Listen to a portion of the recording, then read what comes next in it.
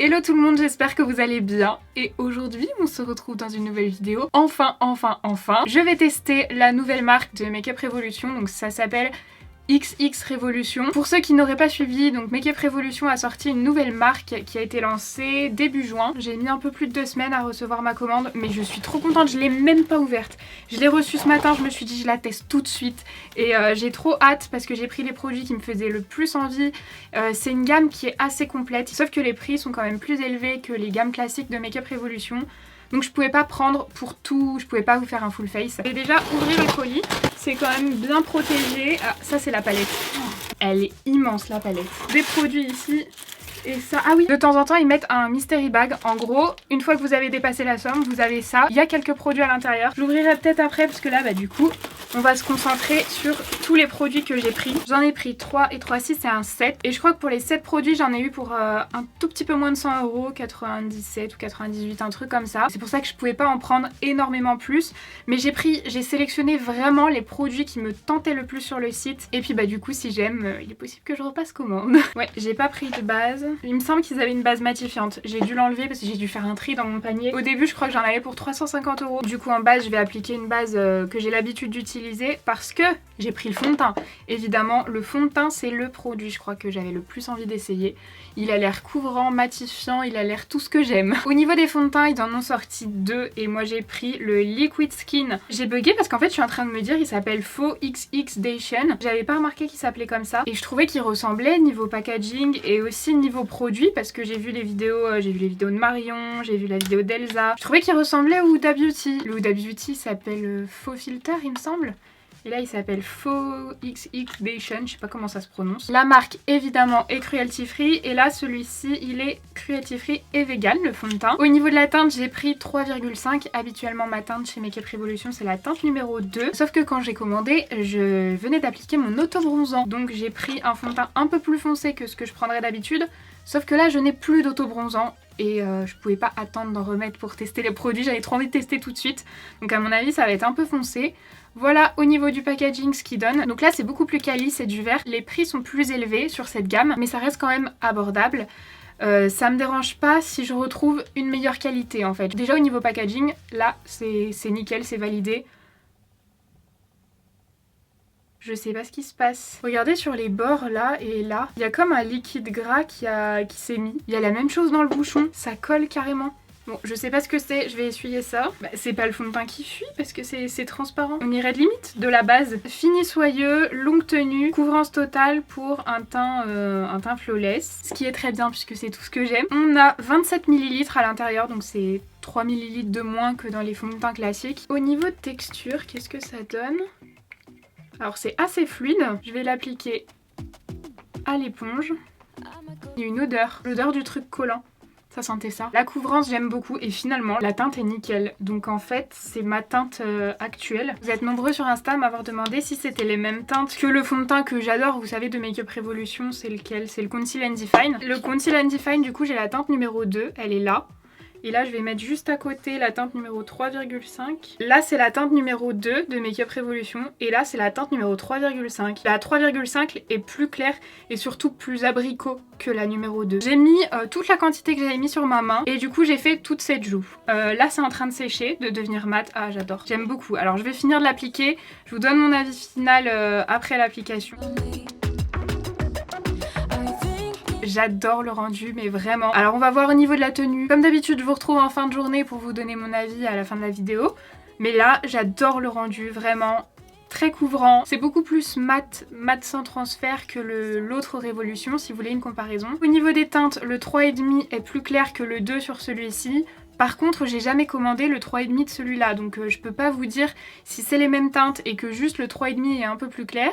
Ou que les teintes ne correspondent pas. Malheureusement là je peux pas trop vous aider. Par contre le 3,5 là c'est ma teinte actuelle. Si je mets de l'auto-bronzant c'est trop clair. Ensuite j'ai évidemment pris l'anti-cerne. Vous savez que de toute façon moi j'aime tester les produits de teint.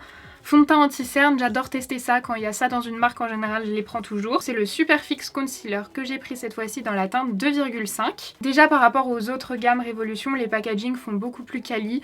Donc ça justifie déjà aussi un petit peu plus le prix. Au niveau des millilitres, on a 13,5 ml, ce qui est très très bien pour un anti-cerne. Il est Crease Proof, Life Proof. résistant à la vie, d'accord. Et totale couvrance. Totale couvrance et qui crise pas, c'est vraiment le truc que je recherche à fond. J'ai plein de ridules, je pense que vous le voyez sous les yeux. On verra en fin de journée ce qu'il va donner. Là j'ai pris 2,5 puisque je voulais un ton en dessous de mon fond de teint. Du coup je sais pas trop ce que ça va donner. Alors waouh, l'embout est super spécial.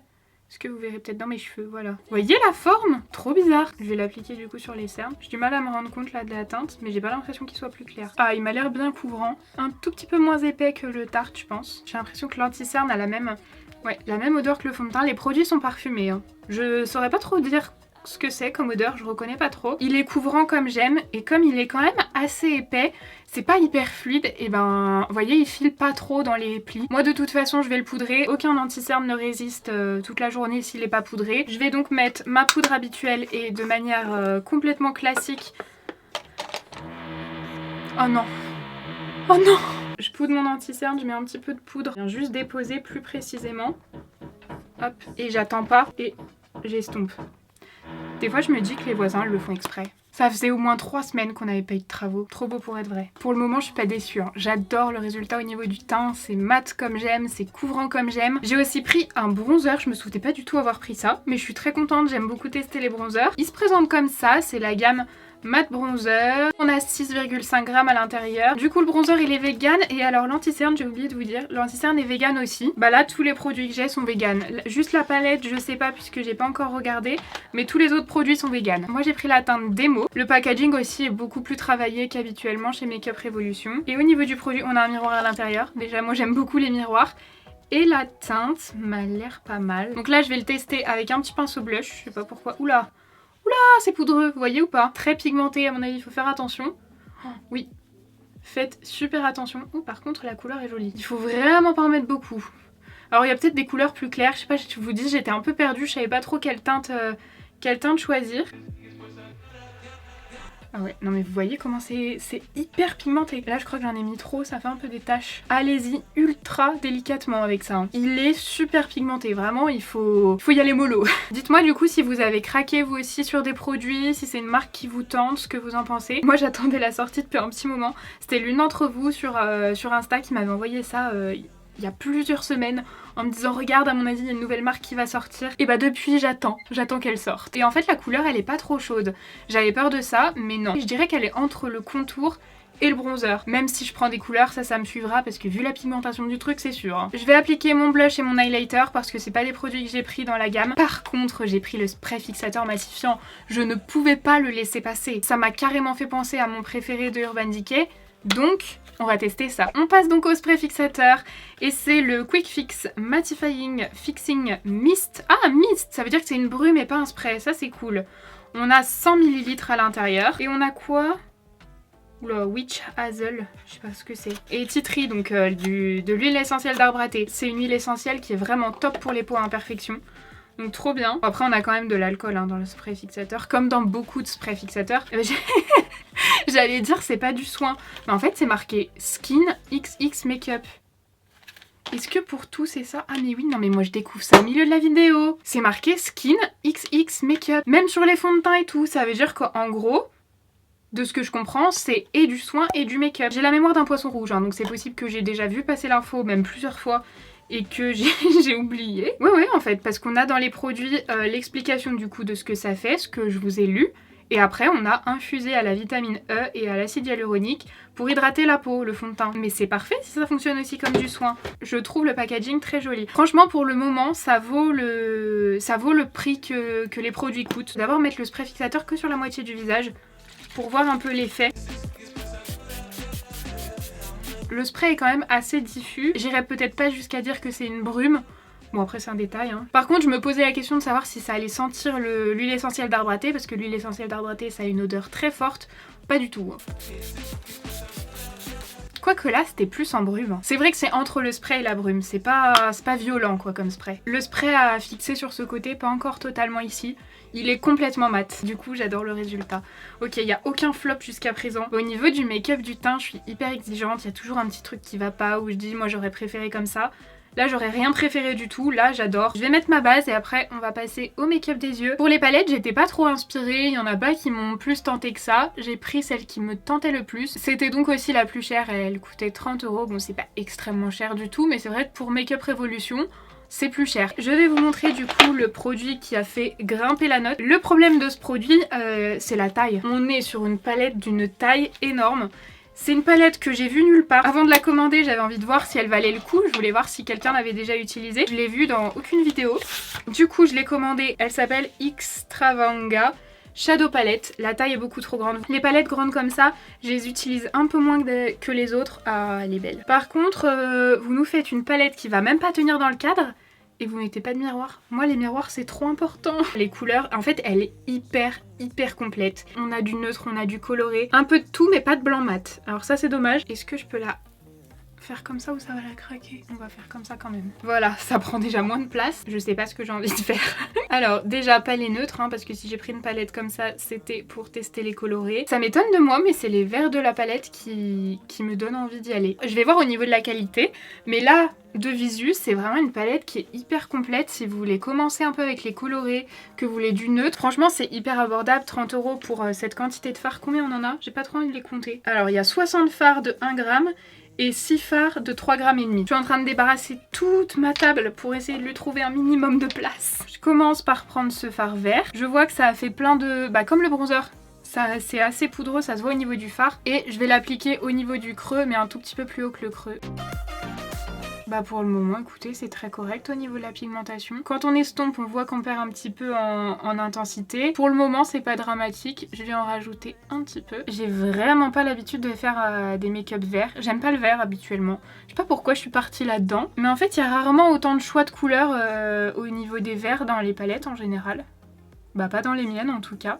Et du coup là ça me donne envie. Je vais ensuite estomper ça avec ce fard vert. J'en ai pas mis énormément sur le pinceau. Ah ouais. En fait j'ai envie d'un vert un peu acidulé, un vert un peu citron. Et je vais commencer à estomper. Je vais prendre ce fard là qui est beaucoup plus foncé. Et encore une fois je vais l'appliquer plus précisément dans le creux. Là j'ai pas mal tapoté parce que j'avais peur que ça fasse des chutes. Et comme les autres fards j'étire un petit peu ici. Celui-ci il faut y revenir un peu plus de fois pour avoir une pigmentation. Je pense que c'est parce que j'avais mis un autre fard en dessous. Et que du coup ça accroche moins. Là je reviens avec mon premier pinceau et j'ai repris un petit peu du fard vert. Je vais estomper. Vraiment je suis pas à l'aise avec les fards verts. J'ai pas l'habitude du tout de travailler ça. Je voulais faire un cut crease mais en fait je me dis que j'ai envie de faire un demi cut crease. Je vais continuer du coup avec le fard le plus foncé que j'ai utilisé pour le creux. Et je vais le mettre juste ici. J'aurais pu faire ça du début mais j'étais pas partie sur ce type de make-up. Là du coup comme il n'y avait pas de fard en dessous il accroche mieux. Et je vais aussi appliquer ce même fard en ras de cils inférieur au niveau du coin externe. Et je réitère l'opération. Le premier pinceau avec le premier fard. Et je vais estomper mon ras de cils inférieur jusqu'au coin externe. Je reprends mon pinceau estompeur avec mon fard vert le plus clair qui est un peu jaune. J'ai l'impression que j'ai perdu un peu en intensité du coup j'en rajoute ici. Je vais ensuite marquer le creux du coup. Une fois que j'ai fait ça, je vais prendre le fard blanc, le grand, et avec un petit pinceau plat assez précis, je vais venir l'appliquer au niveau du coin interne.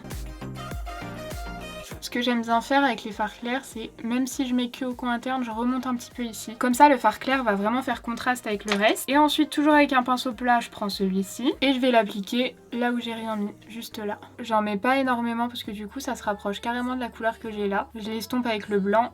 Et je l'estompe aussi avec le fard qui est de l'autre côté. Et je reprends le petit pinceau Zoeva parce que c'est celui qui va le mieux pour fondre les deux fards. J'estompe ici pour qu'il n'y ait pas de démarcation. Et je vais juste rajouter un tout petit peu du même fard blanc au niveau du coin interne. Il sera moins intense normalement puisqu'il n'y a pas de base. Ça permettra d'illuminer un petit peu. Et franchement pour le travail des fards j'ai trouvé que c'était pas mal du tout. Bien pigmenté, un peu moins pigmenté quand c'est en superposition mais j'ai quand même réussi à faire un maquillage assez intense. J'ai pas galéré à estomper, je trouve que ça se travaille bien. Et le blanc j'avais peur que ça fasse un peu comme il est irisé, un peu trop épais et que ça fasse plein de plis sur la paupière. Quelquefois ça fait ça, mais là ça l'a pas fait du tout. Je vais maintenant tester le liner, le Felt Eyeliner Pen. Le packaging je le trouve vraiment hyper joli.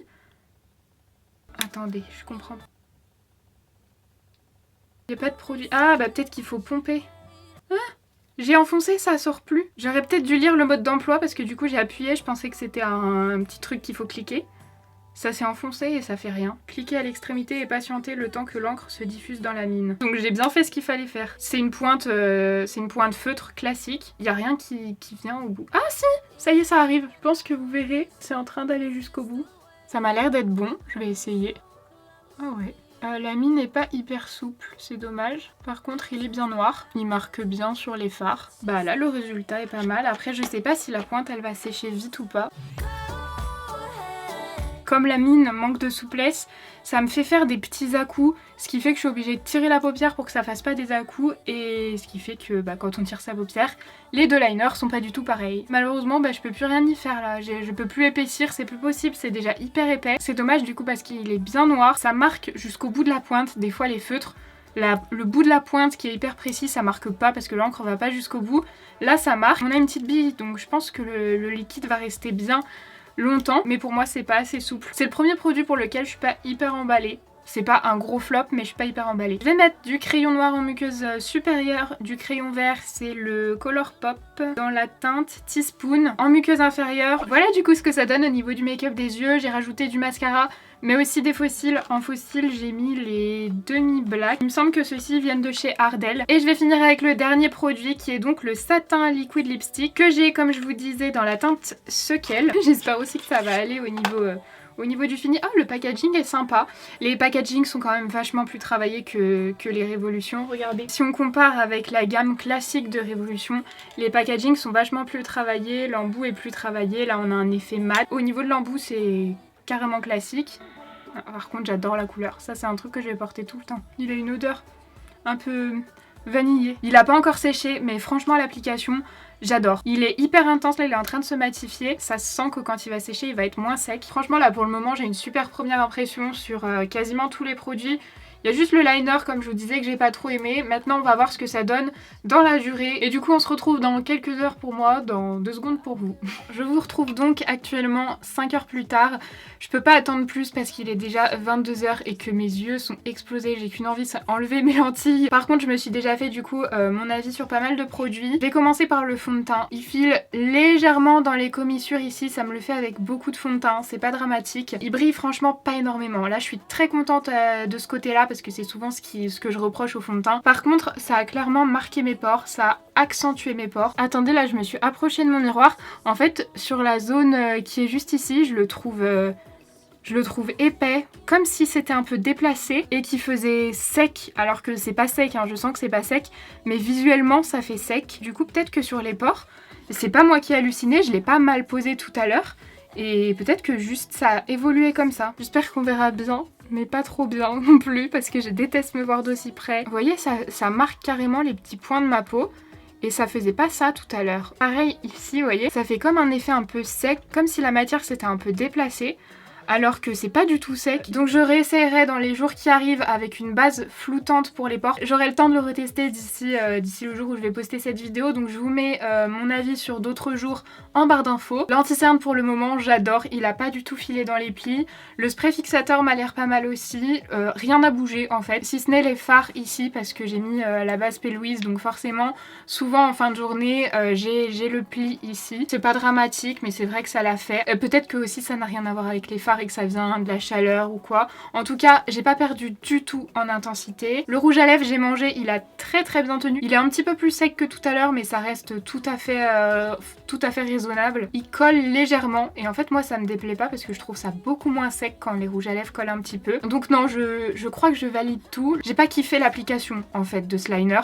Par contre, il l'a très bien tenu. Voilà, j'espère que la vidéo vous aura plu. Comme d'habitude, si c'est le cas, si vous aimez que je teste les collections de Make Up Révolution, n'hésitez pas à mettre un petit pouce en l'air et à vous abonner à la chaîne si c'est pas encore fait. Moi je vous fais de très gros bisous et je vous dis à samedi. Bye. Petit bonus pour ceux que ça intéresse, je vais voir ce qu'il y a dans la mystery bag. Attention, c'est un spoil parce qu'on a je crois tous les mêmes. On a une éponge. Ah bah si j'avais ouvert j'aurais pu l'essayer. C'est le Onyx Primer. Base matifiante floutante. Le produit est vraiment noir. Je testerai ça dans une prochaine vidéo. Ensuite, on a une palette, elle est énorme. Et les couleurs peuvent bien m'aller. Là, le contour a l'air pas mal. Là, c'est trop foncé. J'essayerai aussi. Et on a un kit pour les lèvres, de lip liner et liquid lipstick. Et j'ai l'impression que la teinte est pas mal. Habituellement, j'ai plutôt l'impression qu'ils mettent les invendus dans ces petites box. Et là, franchement, je trouve ça bien. C'est un métallisé. Moi, je porte pas de métallisé sur les lèvres. Mais là, j'ai terminé. Et du coup, il y a quand même 3 produits qui m'intéressent. Je testerai ça une prochaine fois.